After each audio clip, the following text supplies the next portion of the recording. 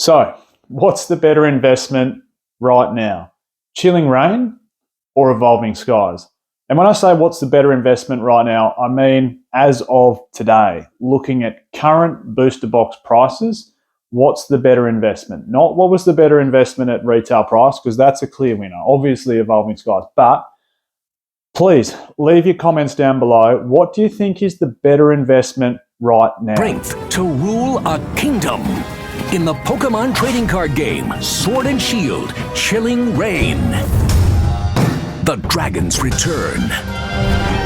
In the Pokemon trading card game, Sword and Shield, Evolving Skies. Forgive those cheesy little videos there. I found them and I thought they were pretty funny. So, Chilling Reign versus Evolving Skies. Like I said, please let me know in the comments, what do you think is the best investment right now? I'm going to bring the booster box prices up. So Evolving Skies, a touch over $400, and Chilling Reign sitting on a touch over $140.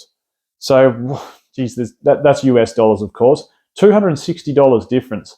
Now, in Australia, if we convert it to Australian dollars, you're looking $550 to $600 will buy you an Evolving Skies booster box, and about $230, $220, $230, $240 on the high end will buy you a Chilling Reign booster box. Before we jump into what is actually going to be the best investment and look at some data, I just wanted to bring up a couple of stats. I'll bring them up on the screen here. Fun fact, Chilling Reign has 57 total cards in the set above $5 US.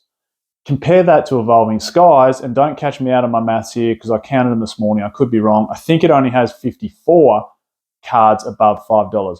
My point is, Chilling Reign has more total cards above $5 US than what Evolving Skies has.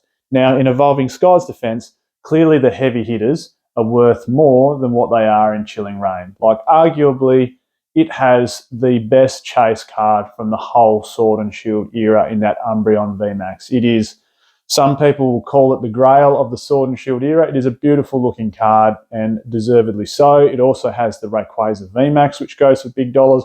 And of course, more total cards above $50. Like, there'd be a heap. There's obviously the Leafeon VMAX.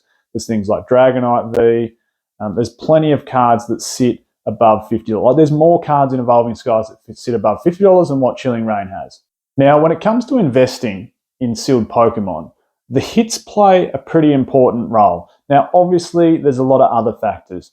Nostalgia, what sort of Pokemon are in the set, whether they're fan favorites, what do the booster boxes and like sealed product look like? Are they nice? Are they a nice sealed product to look at? Are they going to be fun in the future for people to open? What's the print run been like? There's so many factors that come into play when you're looking at what the price of a box is going to be in the future. However, there is a really, really important fact, and that is how good the hits are. So, before we come to a conclusion, I thought we'd look at Chilling Reign first and then Evolving Skies next, and just have a scroll through TCG Player here and look at the hits.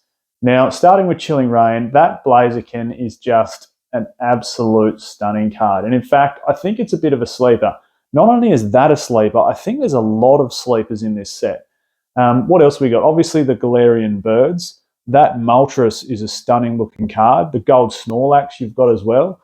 And there's actually a heap of, and I hate using this term, and I'm not a fan of these cards. I'm more a fan of Pokemon cards, but waifu, however you want to pronounce it, there's a heap of those cards in this set. And some of them particularly have been taking a pretty hefty jump in price in the last 3-4 months. So not only that, there's a few other cards that have been, like that Zorora V has been taking a pretty hefty price jump in the last 3 or 4 months. But my point is, as we keep scrolling through this set, there are a bunch of cards above $5. And if you look at the booster box price in comparison to Evolving Skies, which is obviously what we're comparing it to, it almost seems unfairly skewed.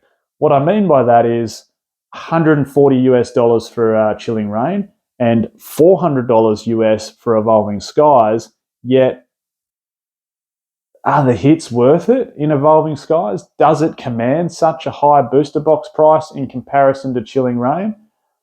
Not 100% sure it does. Either way, credit where credit is due.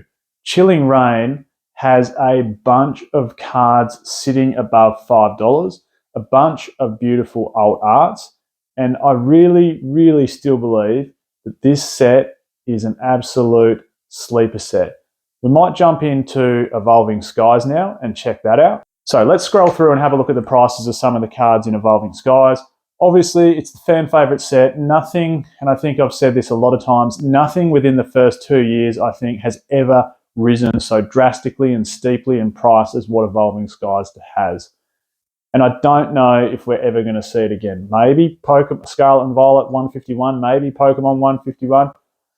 Yet to be proven though, yet to be seen. We'll have to wait and see. But having a scroll through here, obviously the Umbreon VMAX commanding huge dollars, the Rayquaza VMAX commanding huge dollars, the Umbreon V, the Rayquaza V, the Dragonite V, even things like the Noivern V. There is just the other Evolution VMAXs. There's just some absolute belters of cards in this set. And the point I was making before is that Evolving Skies has a heap more heavy hitters than Chilling Reign.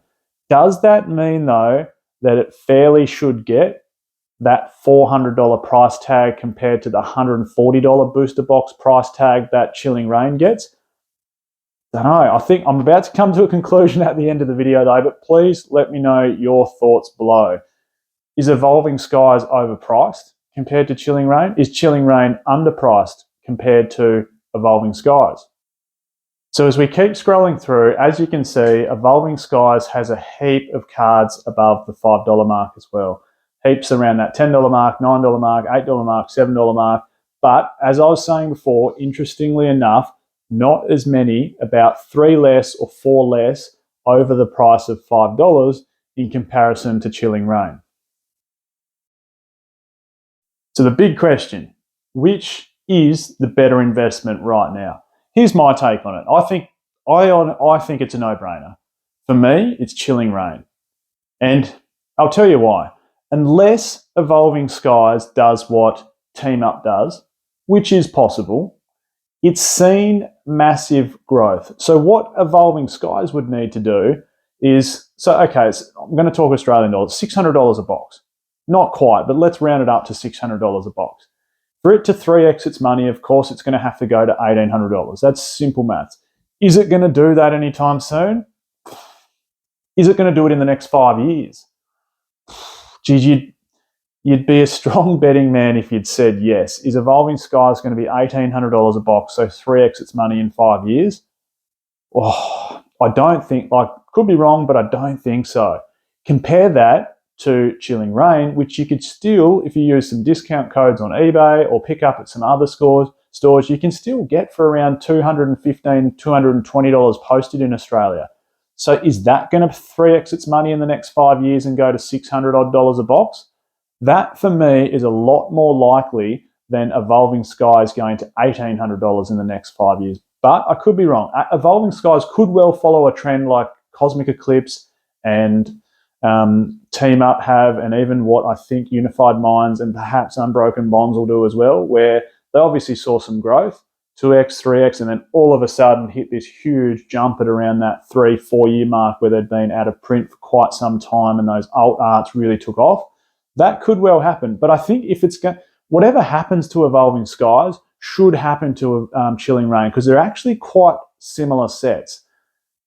The Dragon sets always seem to do better, which is obviously what Evolving Skies is based off. It's classed, Rayquaza's, even though the evolutions have taken off from it, it's really supposed to be a Dragon set with Rayquaza and Dragonite in there.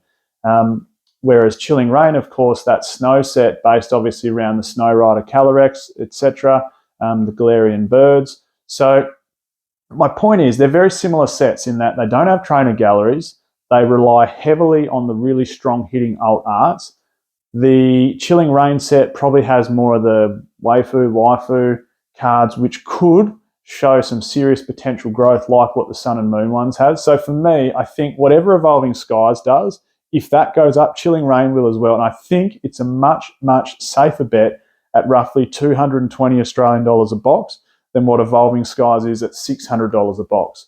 I just can't see Evolving Skies in the next 3, 4, 5 years taking that meteoric 2, 3x its money to get to $1,200, $1,800 a box.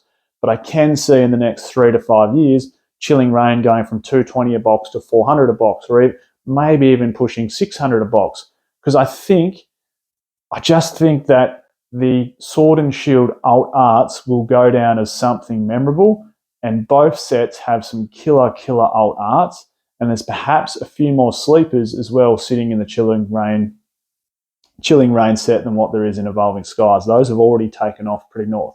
So please, anyway, that's for my money. If I were to invest, the final point I wanted to make is it's also a cheaper price point.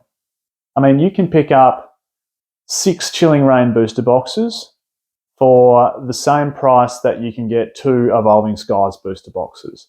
So if money's an object, which it is for most people, hey, it's easy to buy yourself 1 or 2 Chilling Reign booster boxes than it is 1 Evolving Skies booster box. It's a cheaper price point.